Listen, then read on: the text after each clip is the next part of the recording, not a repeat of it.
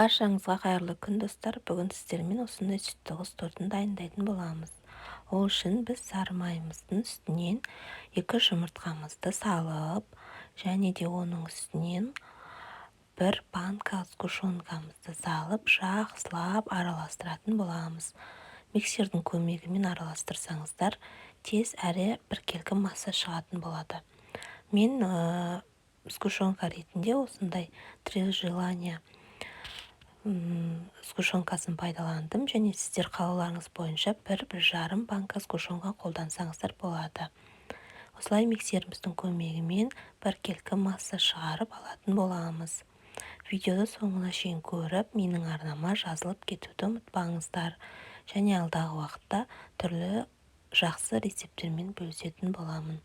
Видеода көрсетілгендей, осылай миксеріміздің көмегімен біз массамызды бір қалыпты келтіріп аламыз. Міне өздеріңіз көріп тұрғандай, біздің массамыз осындай болып шығады. Енді осы сұйық массамыздың үстіне құрғақ қоспамызды қосамыз. Ол үшін ұнымызға қопсытқышымызды салып, електен өткізе отырып, осы сұйық массаның үстінен саламыз. Және барлығын біркелкі масса шыққанша миксердің көмегімен жақсылап араластырып алатын боламыз. Менің видеоларымды көріп, лайк басып, комментария жазып, қолдау көрсетіп кетіңіздер. Сіздердің қолдауларыңыз мен үшін өте маңызды. Осылай елегіміздің көмегімен өткізіп, ұнымызды жақсылап миксермен араластырамыз.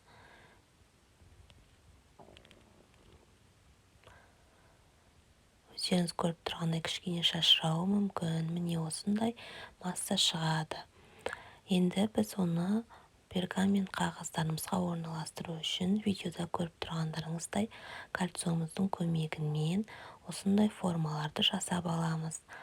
Біз қоспамызды 6 бөлікке бөлеміз. Сондықтан пергамент қағаздарымызды осылай 6 бөлікке бөліп аламыз. Және де кольцомыздың көмегімен жақсылап жасап, осы қағаздарға қазір біз қамырымызды орналастырамыз. Әрбір қағазымызға 2-2,5 ас қасық қамырымыздан салып, қасығымыздың көмегімен біркелкі етіп, осы дөңгелекшенің ішіне орналастырамыз. Барлығын бірдей етіп салғандарыңыз дұрыс болады. Міне біз осылай орналастырып шықтық. Енді бұл корждарымызды қызып тұрған пешімізде 3-4 минутта қарап отырып, жақсылап күйдірмей пісіріп аламыз. Міне мен осылай барлық корждарымды пісіріп алдым. Енді корждарымыздың жаны тегіс шығуы үшін кольцоның көмегімен кесіп алдым. Және де толықтай суытып алуымыз керек. Енді біз кремді дайындайтын боламыз. Крем үшін біз творожный сырымыздың үстінен қант ұнтағымызды, сахарный пудрамыз осылай електен өткізіп салып, миксердің көмегімен кішкене араластырып аламыз. Неге араластырып аламыз? Себебі бізде екеуі араласып, творожный сырымыз кішкене жұмсарып, кремнің дәмін жақсарту үшін осылай жақсылап кішкене араластырып аламыз. Бұған 1 минуттай ғана уақыттарыңыз кетеді. Және осы біз креміміздің үстінен қазір салқын 1 тәулік бойы тоңазғышта тұрған сливкиімізді қосатын боламыз.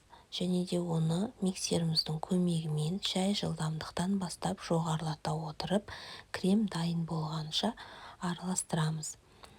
Сливкиімізді жақсылап құйып, үстінен қазір видеода көрсетілгендей араластыратын боламыз. Миксердің шай жылдамдығынан бастайсыздар. Шай жылдамдықты бастай отырып, жақсылап осындай міне қою крем шыққанша жылдамдығын көтересіздер. Міне осындай ағып кетпейтін крем шығады.